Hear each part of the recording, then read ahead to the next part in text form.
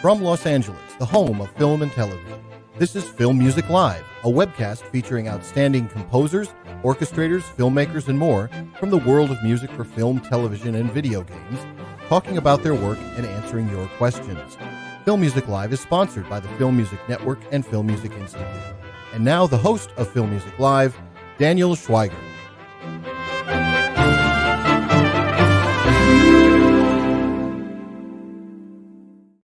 Hey everyone, I'm Daniel Schweiger, and welcome to Film Music Live, the show where you get to ask the questions to today's top composers. I'm happy to have you here.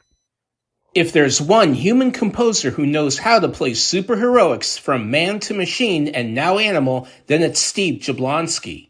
Beginning his career assisting programming and writing additional music for Harry Gregson Williams, John Powell, and Trevor Rabin on such energetic scores as Ants, Enemy of the State, and The Deep Blue Sea, it wasn't long before Jablonski was in the big Hollywood-scoring Justice Leagues, as he first partnered with explosive blockbuster director Michael Bay on The Island, and then most famously with numerous Transformers movies that brought animation's most notable robots to live action and CGI life. Jablonski also showed his comedic chops with the nasty shenanigans of TV's Desperate Housewives, while giving terrifying new voice to such horror icons as Leatherface and Freddy Krueger.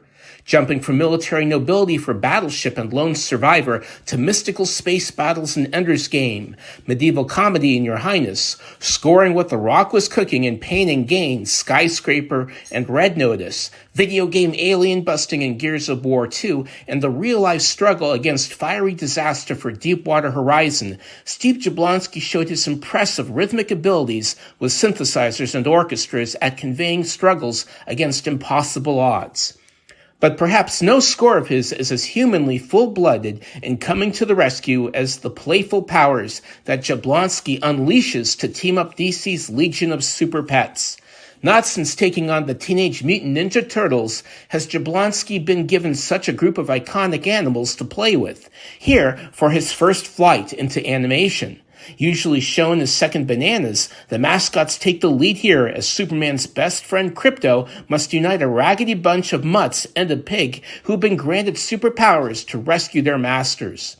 Given fully symphonic swagger, complete with massive choruses, blasting brass, evil sci-fi theremins, and sweeping strings, these otherwise naked pets get fully costumed with enough musical excitement to fit for any human.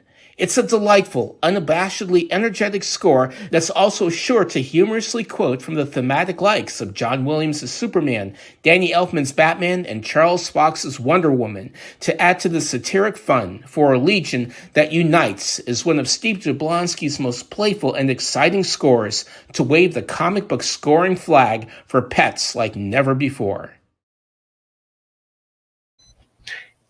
And now here's the composer who knows how to give a superheroic dog whistle that everyone can hear. Let's welcome Steve Jablonski. Hey. Wow, that was some intro. Oh, thank you. I forgot half of those things that I worked on. Well, you're some composer. I have to, the only thing, I've watched it, but I didn't work on Deep Blue Sea. I did enjoy it. Oh, I thought it said Deepwater Horizon. Oh, Deep Blue Sea popped up. And I loved it. Trevor did a great job. It could be sharks or an exploding oil rig. I would like to. Well, I have to, I guess I ask this question when everyone is given like a big superhero project. Yeah. Are you a comic book fan? Were you familiar with the pets before you got on board this movie? I was. I wouldn't call myself a comic book fan, if I'm honest. But I grew up watching mainly the movies. I didn't. My brother was more into comic books, so I look over his shoulder when he was reading those things. But I would see the movies, the Superman, the Batman, all of those. So I'm fully aware of these characters and the music that comes with them and all that. But yeah, so I was excited to do this. Now, when you got the assignment, did you do research? Did you dig into this Legion of Super Pets, as it were? Well, I didn't know much about the Super Pets. I knew they kind of existed, and I think they're a little bit modified from maybe what they were in the comics. I don't know that there was a turtle necessarily, but so once I realized once I saw that they were a little bit different, I said, I'm just going to focus on these Super Pets and go from there. And I think, when you get a cartoon, again, I'm a big fan of all the DC animation, is that, you have to kind of, even though the premise is kind of goofy, that the music has to take it seriously, but also have a sense of humor to it. I mean, did you kind of realize what your marching orders were when you got this film? Yeah. The directors, there was Jared and Sam. There were two of them on this. They were very good at sort of directing me how serious to go, how emotional to go. They always wanted the emotion and the emotional scenes, obviously, but there were scenes where they didn't want the score to get in the way of jokes. So there was a lot of fine tuning in that department. Sometimes it was simple as taking out one instrument or one or two instruments just to make room for a line, and I'll let the audience laugh, and then the music comes back in. That's pretty standard with comedy, though. Just to craft it around the jokes. You don't want to step on anything. Now we've got a whole bunch of questions on deck, and I'd love to start. I see them popping up. I know they're all over the place. I'd love to go to Antonio. Hi, Steve. Could you tell us a little bit of your approach regarding a piano sketch to the fully orchestrated version? Well, thank you, Antonio. I don't always start with piano. I'll start with piano when I'm working on a theme for it. I have a piano at home. I'll sometimes sit there and just work out the melody, work out the harmonies and all that. And once I start sketching it out, I know some composers will sketch out a full piece on piano and then orchestrate. I usually start on piano and then dive into orchestration pretty quickly. I don't know. That's just, I'm impatient, I guess.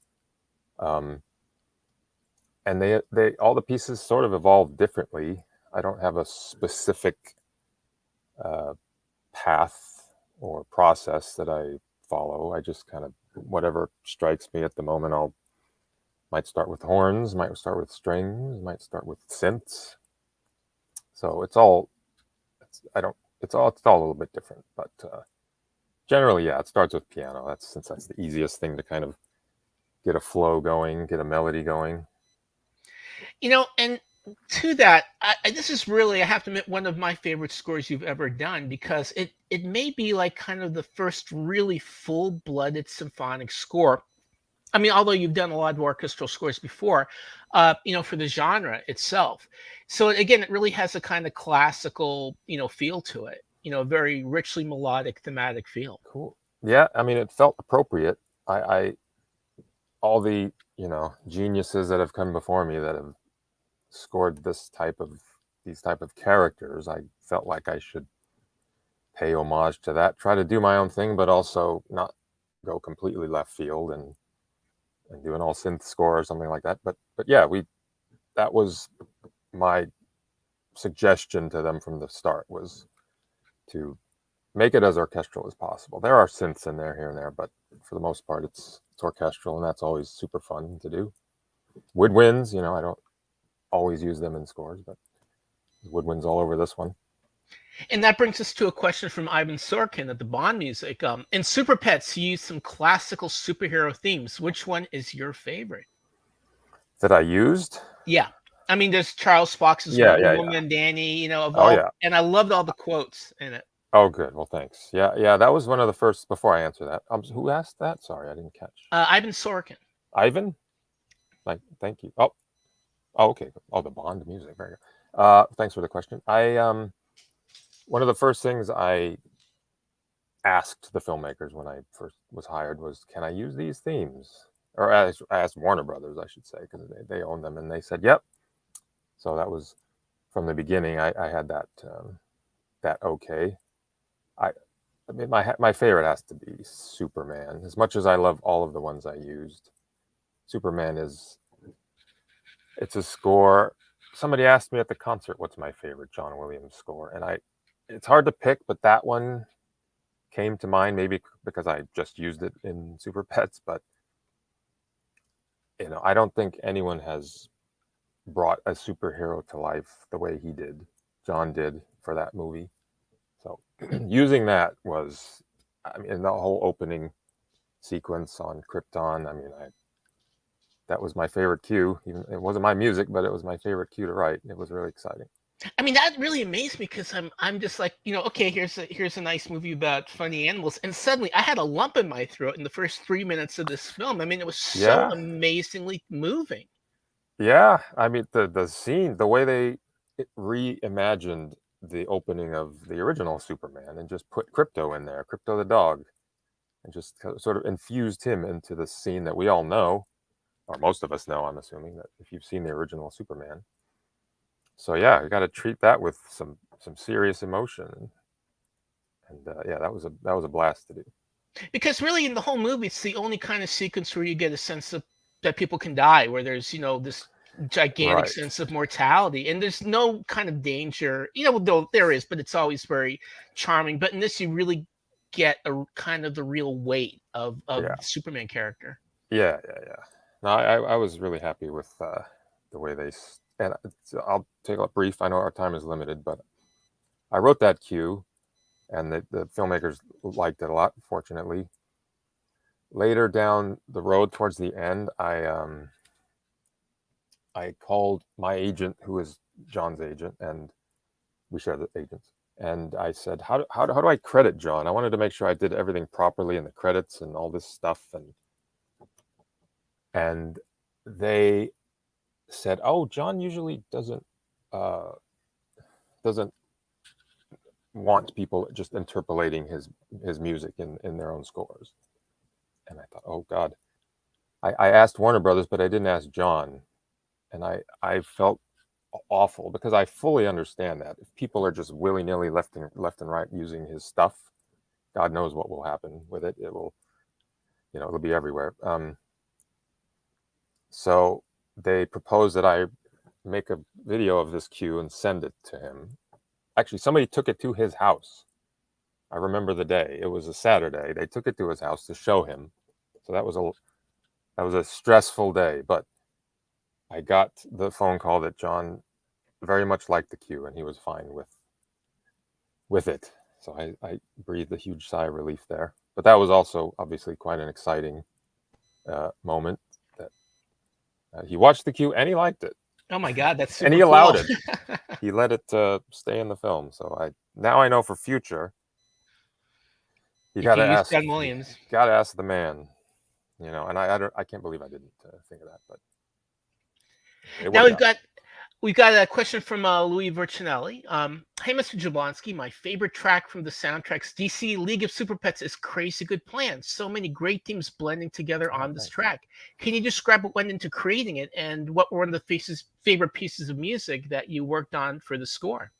Thanks. Well, sorry, what that just says. His name is Louis. Louis. Sorry, I don't know where you're seeing the names. Thanks, Louis. If that was a fun cue. See, that one benefited from me having written all the themes ahead of time. I had a theme for Lulu, our main villain, and a theme for Lex Luthor. And it's sort of a montage-y type scene where she's explaining basically how she became who she is. So I kind of pieced in all the different themes, and they sort of just fit, and we had to glue them together.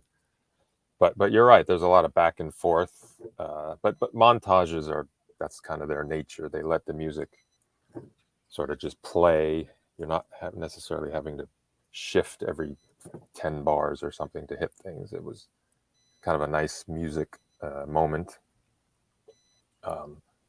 And I guess my favorite thing, I had a lot of fun writing Lulu's theme, I'd have to say.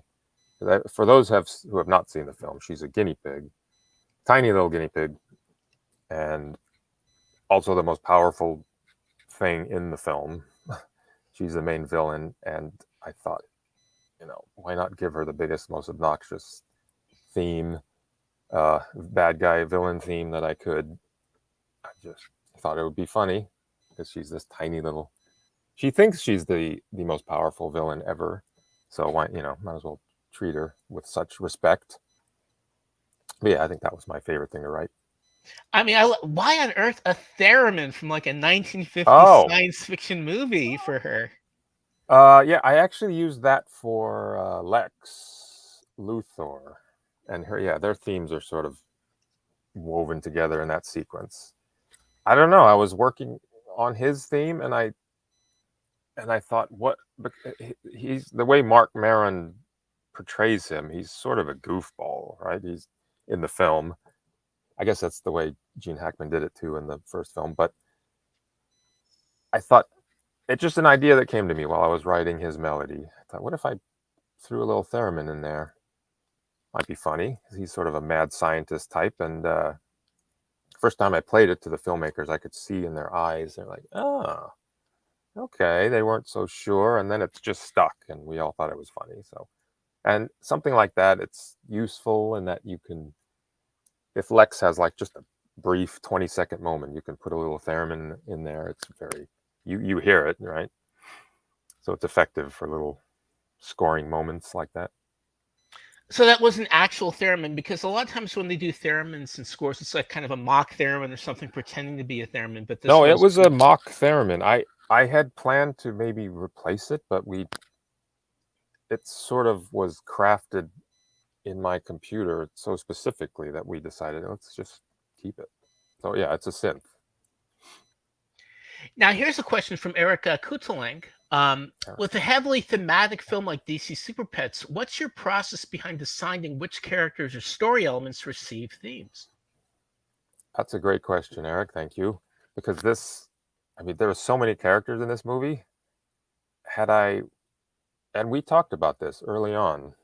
I told them, I said, we could conceivably write a theme for all of the Super Pets, but at some point it just becomes confusing, I think, for audiences. It's hard to track. And so we sort of narrowed it down to Lulu, Lex Luthor, Krypto. Ace has a little bit of a riff that we bring in and out. And then the Super Pets have their own kind of theme for when they're being super, I guess. But that's a great question. I think it really just depends on the project and what the filmmakers want, and because the natural inclination is, just give everybody a theme, right? And she's on screen, do her thing. That it seemed, I think it would have gotten convoluted because the movie moves quite fast, and we would have had 8, 9, 10 themes going, trying to fight for time with each other. But in a scene like the one mentioned earlier, Crazy Good Plan, it was based really on 2 themes. So it was, I think themes are more effective that way if they're simpler, and there aren't too many, I guess, to put it simply. Now, I loved how Lulu morphs into a Godzilla-sized guinea pig at the end of the film. Now, even though it's for kids, do you ever kind of worry, okay, this music might be too dark or it's too heavy? Is there kind of in the back of your mind the audience that this film is for, that you can't get too scary with the music? That's a good question. I didn't actually. I just went for it. I treated her, like I said before, with all seriousness, and filmmakers actually didn't mention that either. I don't think I ever thought, is this music too scary? No, I don't think I did. I just went full on big because, like you said, she turns into Godzilla at the end, and I in the back of my mind, I'm assuming, because it's so sort of ridiculous what's going on, that only the smallest of kids are going to actually be scared by this, no matter what I do. So, but no, that's a good question. But no, I didn't really think about scaring the little ones. Maybe I should have. I don't know. Gotta watch out for that. Now we've got a question from Andrew. Andrew. Hi, Steve. When first showing new works to directors that is intended to be in the film, do they want to hear the music with the images, with the original sound design dialogue, or just the music? Another great question. Thanks, Andrew. They usually ask me how I want to present it. And what I usually suggest is to listen to the themes on their own first, without picture, without sound effects, without anything. Just listen to the music so they can get their head around what the theme is or what it's trying to do, and they have it in their mind. And then we go and look at what it looks like and sounds like to the images, to the picture. Because I feel like I feel like there's just too much to take in for a director who's sitting down for the first time. You know, the directors have a lot on their mind, and I've had a lot of directors who are watching a cue and they go, "I'm sorry, I'm so focused on what's wrong with this shot. I wasn't even listening to the music." That happens a lot because they're looking at everything. They're not just. So generally, if they're up for it, and they usually are, we'll just go through the themes, no picture, get them in their head, and then we'll start looking at scenes, and that seems to work the best, I think, rather than just throwing it all at them at once. Now, Glenn R. Brown thinks it would be great to know what your favorite go-to libraries are that you use in your DAW. Oh, good question, Glenn. Really depends on what the film is, I guess. I'm looking at my computer's right here. And all of my tracks are just like short strings, long strings, violas. I kind of lose track of who's doing what. Oh, I do like the Spitfire, the Abbey Road stuff, and the BBC orchestra stuff. I use a lot of that.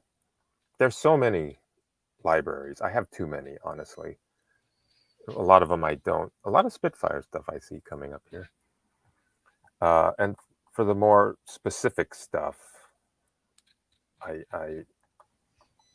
guess it varies. There's so many different. Like for the film I'm working on now, there's some part of the story. A big part of the story revolves around Chinese culture. So we had to kind of go out and look for good libraries that I can use at least to write, and then we'll re-record everything, of course. But so we discovered some smaller libraries some smaller companies that I'd never heard of. But yeah, I don't know if that really answers his question, but I like Heaviosity stuff. I see them popping up. Their stuff is always really big and aggressive, which I tend to like, and the Spitfire orchestral stuff. If there's anything specific they're curious about, I can try to get more specific, but that's sort of a general. I'm sure I'm leaving out 100 different things that I use, but Okay, now when we're talking about Oriental, we have to go to D-War. I love your score for D-War. Right. I love D-War. I love the film unabashedly. Thanks. That was fun, I have to say. Those filmmakers were great to work with. What was it like scoring this gigantic Korean dragon action epic? I mean, it was fun. It was as fun as you would think it would be. And what made it even better was, like I said, the filmmakers were so nice. Every time they would come out to LA, and it was always such a pleasure, and they loved everything. They were so appreciative of everything we were doing, and they wanted more emotion, more emotion. So that's always, composers like to hear that, because that means more music. Bigger, more music, louder music. Now I've got a question from Radislaw. Live orchestra versus virtual instruments. Can Stephen elaborate on this? Is it possible to make good music for a movie using only a virtual orchestra? How does Steve see the future of film music? Great question. I know your name. Good to see you here. It is possible. The first Texas Chainsaw Massacre that I did was all virtual orchestra. I think you just work with what you have. Ultimately, it's always going to be better if you can record it live. It just brings a whole space and depth and all that you can get close with a virtual orchestra. Especially now, there are so many different libraries, like we were talking about before. And if you layer them, I have certain, depending on the style of music, I'll go to different libraries because they're tighter or wider or whatever, or you combine them, layer them. Sometimes we even use a bit of the fake orchestra in the final mix because it's doing something that the live orchestra isn't, and maybe I miss it or the directors miss it, so we'll layer it in a little bit. Ultimately, though, it's always you can definitely do a really good score if all you have access to is virtual instruments. Because I even on Super Pets, the directors, I remember them going, "Wow, this sounds like we recorded it," which is great. You want that, and then you tell them, "Well, just wait until we actually record it, and then you will see the difference." But it's certainly possible, I think. What were the challenges of doing Super Pets during a pandemic? I mean, it sounds like you obviously had a full orchestra for this. Yeah, when we started recording, there was a lot of, this is the first time we're doing this and the first time we're doing that. We kind of got back into the scoring just as things were lightening up a little bit. And there was, every studio has one, but Dylan was his name, a really nice guy who was the COVID officer for Warner Brothers. And he was there every session from morning till night. He was there as long as any of us were, just watching. Anyone who dropped their mask, he would go run out and say, "Put that thing back on." I got scolded a couple times just because I come in from outside and I forgot to put it on.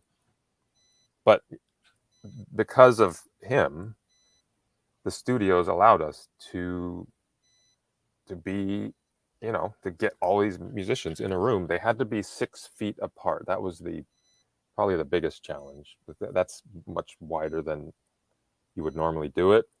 So my engineer, Jeff, had to figure out how to, and the studio guys, everybody did a great job. Just figure out, spread everybody out to appease the COVID people and figure out how to mic that and make it sound good. And so there was some technical challenges and the testing. Everybody had to be tested multiple times, but they made it as easy as they possibly could. And the musicians went, I have to thank them, they went along with it.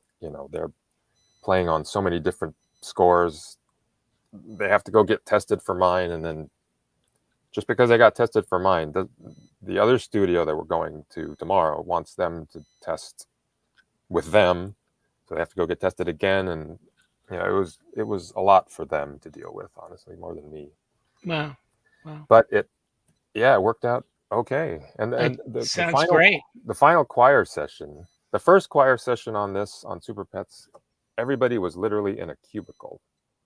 It was an odd sight. I think I have a picture somewhere. Was it like the Phantom Zone? Kind of. Well, it was just weird. Like 30 people, but they were all boxed in with, glass walls. But then the final choir session, they said, "Okay, we can not do that." So that was nice. They could all be released from their prison. Zod has been released. Yeah.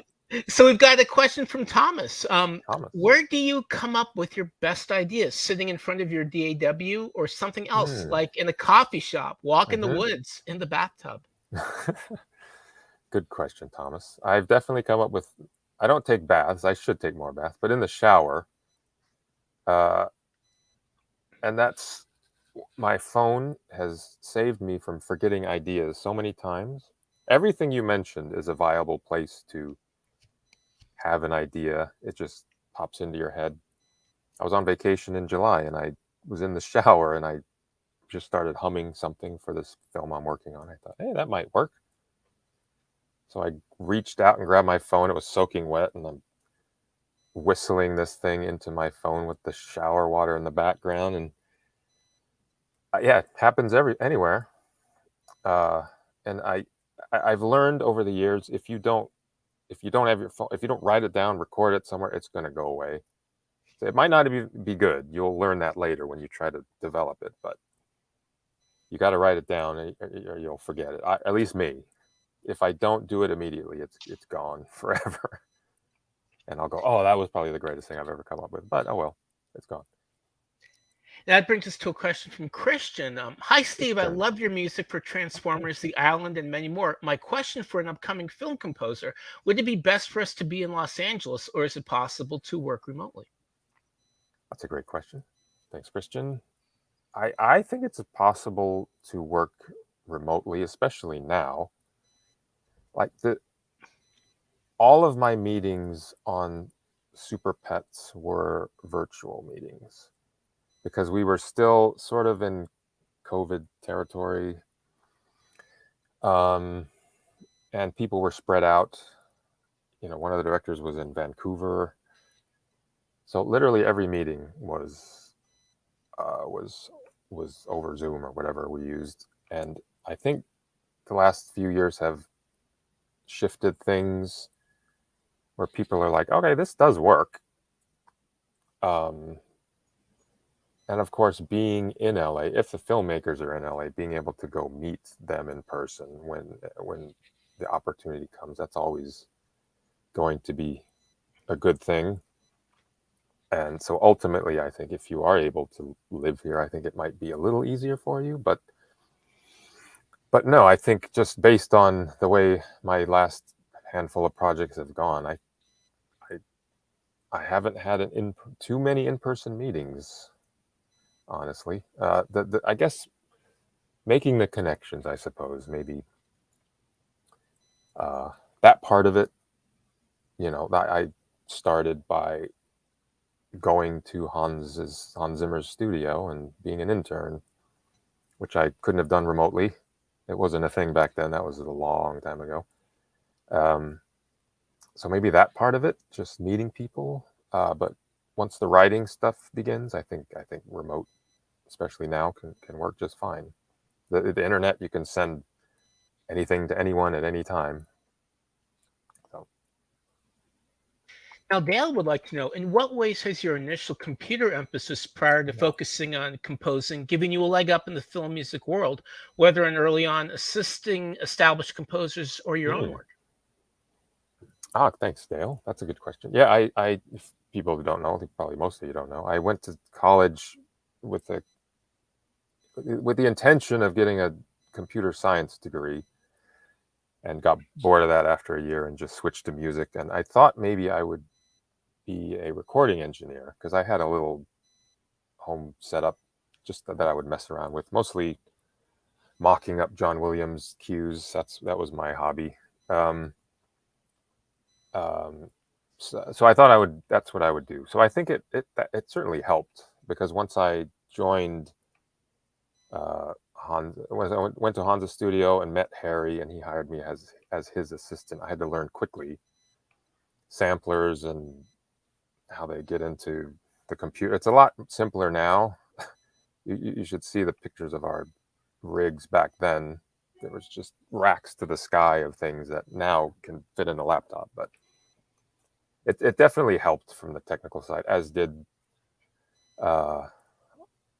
friends that I met there, because I kind of got thrown in and had to learn quickly the stuff that I didn't know.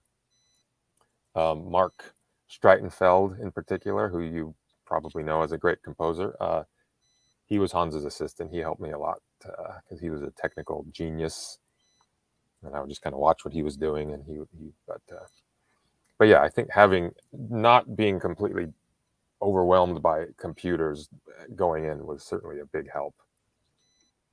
Wow, very, very cool. Now, I'd love to talk about, obviously, in a way, this is kind of a different score for you and the way you treat action. But again, there's really one thing I think about you. It's rhythm. And again, it's the way you use rhythm. Especially, in the Michael Bay films and, your action scores. How did your typical approach to rhythm differ in the Super Pets? Good question. I don't, excuse me. I don't think of it consciously, honestly. I think I just like programming rhythms. A lot of times, if I'm working on trying to come up with an idea, I will program just a basic rhythmic pattern that I play, so I have some kind of feel to play over. But this, I don't know if I approached it any differently. Maybe I didn't quite use as many electronic pulsing things that I normally would. I tried to stay a bit more organic, or just lean more on the orchestral percussion section. Why did it sound like I tried something different? Now I'm curious.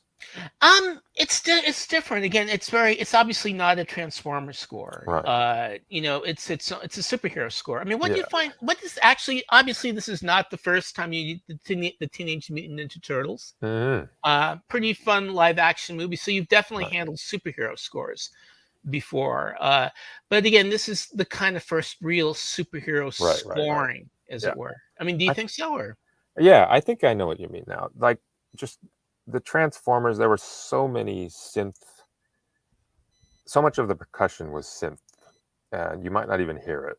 There'd be taikos playing, but under that, there's 8 tracks of synths just doing the same thing. So it just sounds, makes it sound huge and aggressive, and that's what Michael wanted. But there's a slightly lighter tone, I guess, in the Super Pets, so we didn't do any of that. It was more organic. So maybe there was just less of that sort of aggressive low end that I have in a lot of the other scores. Now, again, you have a whole other interest in horror scoring. You haven't done one in a while, but you had the Mm-mm. Hitcher reboot, two of the Mm-hmm. Texas Chainsaws. I remember seeing you at when they did Suspiria live, and they're actually coming back again with Suspiria Mm-hmm. live with Claudio Oh, Simonetti's own fantastic. group. Yeah, so tell me about again, how you dig horror films and that whole kind of other side to your Oh scoring. yeah, I grew up watching them. But my good friend and I would every weekend go to the what was it? I don't know if it was a Blockbuster, but it was one of those, and just go to the horror section and pick the weirdest thing we could find. Um, so I grew up loving that. And when Michael asked me to do the Chainsaw Massacre, that was his sort of separate company that he created in 2003, 2002, I think, and that Yeah, was their Platinum first. Dunes, I Yeah, think. Platinum Dunes. That Yeah. was their first movie, and he asked me to do it, and I was like, oh, this is pretty awesome, because I loved that film, and it's an iconic horror film. And every film that we've done, I loved the original, so it was just a thrill to work on, to carry the legacy forward, hopefully. I mean, given that Leatherface really had no score as such, Right. but there were other Leatherface, movies before that obviously had music for Leatherface. But how Hmm. did you want to interpret Leatherface for the 2000s? I Right. believe is when the film came I, out. yeah, I knew the score. I knew it well from the original, where it's mostly kind of just sound effects. It's super effective and creeps you out.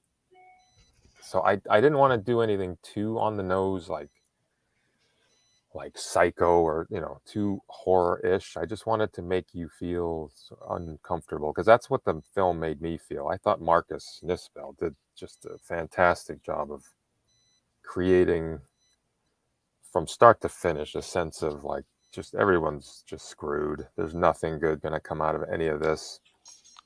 So even the love theme, I guess you call it, with our 2 lead characters, was sort of a depressing little thing, and I just wanted to keep it to make people feel uncomfortable. I guess that's what, and that I just wrote that little low string line that seemed to fit the visuals and the kind of the colors, and I was super inspiring when I first saw some of the scenes, so it just kind of came from that. Wow. Um, and again, there's a whole other aspect to your scoring, which are video games. And I'm a Oh yeah. particularly big fan of Gears of War, which brings us to Demetrius's question. Uh, his favorite Mm, score is Gears of War 2. It gives me hope in difficult times. wow. My question is, are there any favorite works from the late, great Greek composer Vangelis Oh that man. you enjoyed? Well, thank you, Demetrius. I appreciate that. Uh, I mean, Vangelis. There's a handful of composers I grew up listening to, and he was definitely one of them. I think the one I always go back to, because it's so inspiring to me, is 1492. Um, that's the one I still listen to quite often, and I have a lot of Vangelis collections where it's just uh, tracks from all of his different scores and all these different things he's written. Not a lot of composers have evoked the emotion that he has. You know, him just sitting at a big synthesizer, and I don't know, he was one of a kind, and I think a lot of composers would agree, and have been influenced by him, whether they realize it or not. Yeah, I think you can really kind of hear not his music, but the idea of this kind of very lush synth sci-fi Hmm. music. And one of my favorite scores that you've done, which is Ender's Game. Oh yeah, cool. Yeah. I enjoyed that one very much. Did I? Yeah, I used quite a bit of synth in that. I guess it just seemed to fit the mood and fit the sci-fi nature. And yeah, it was sad that one didn't do better at the box office, because there were more books, more movies to be made, but you know, can't win them all. But yeah, I had a great time on that one. Yeah, I just love the whole political aspect to that. Hmm. That you really did not expect it. It almost comes from nowhere. Yeah, The whole I idea wasn't of sorry, I wasn't familiar with the book. I know a lot of people were. I had missed it, and I appreciated. Sorry, I keep bumping my. I appreciated the depth of the the story, and the, you know, what they were trying to say, and it wasn't just a sci-fi action movie. In fact, there's very little action in the movie. It's mostly about this kid, and you know, and the stuff he goes through. But yeah, I again, I wish we were able to make more, but maybe someday. Now going back to the world of animation, I've got a question from Peter Roos. Do you send the themes to Peter. the director before you get the footage or animation? Mm. Thanks, Peter. It all depends. On Super Pets, I was looking at some pretty rough animation early on. So yeah, I think on that one, it's funny, on animated films, there's like, you'll be watching and it's just sketches, like literal pencil sketches that aren't moving, and then suddenly a scene will pop in that looks like it's 80% finished, and then it will go back to pencil sketches. So it's kind of all over the place. But yeah, I did on that one. I did write the themes before I really started seeing a lot of the animation, and sent them over, and got some response to that. But yeah, they're all kind of different stages of, depending on when the composer is brought in, sort of dictates how much you get to see. I'd love to jump back into actually one of your very first scores, which was for an anime called Hmm. Steam Boy.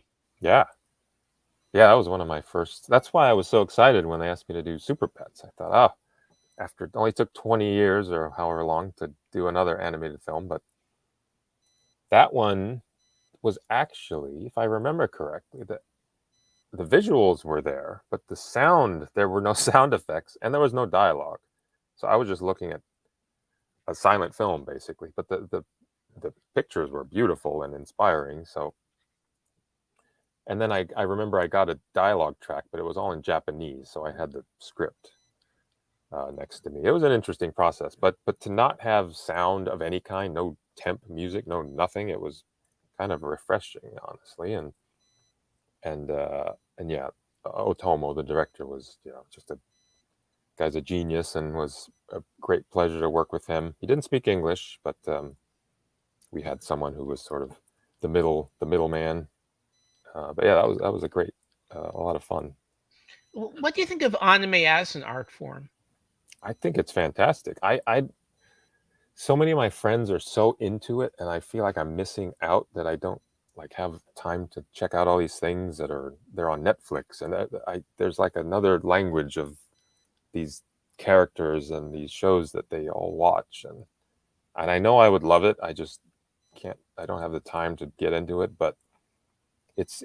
I feel like it's huge now. It's always been huge, but I feel like it's sort of everywhere, and yeah, maybe I'll get a chance to work on another one someday. I would love to, but it's an art form. It's a completely unique thing, and I think it's really great too. Kenji Kawai, the composer, who's, you know, legendary, done a lot of these films. He was always one of my favorite Not sure if he's still composing, but and Yoko Kanno. These are all anime composers that I think are fantastic, and they have such a unique style and voice. I love everything about it. I wish I had time to see more of it, but I think it's great. Now, Christian's back. And again, when you look at it, you really are one of the big success stories. That kind of come from people who've interned, and he'd love to know what advice would you give to composers looking to intern or Right. assist composers like you did, like Hans and Mm-hmm. Ramin. How do you get in the door? I guess. That's a good question. I wonder, when I did it, it was in 1996. I have to assume things are quite different now. But I literally just picked up, I didn't email. I don't know that I had email at that point, but I picked up a phone. I looked up Hans Zimmer's studio in a book of studios, found the phone number, and I called it. And I asked if they needed an intern or anything. And they said, yeah, come on down.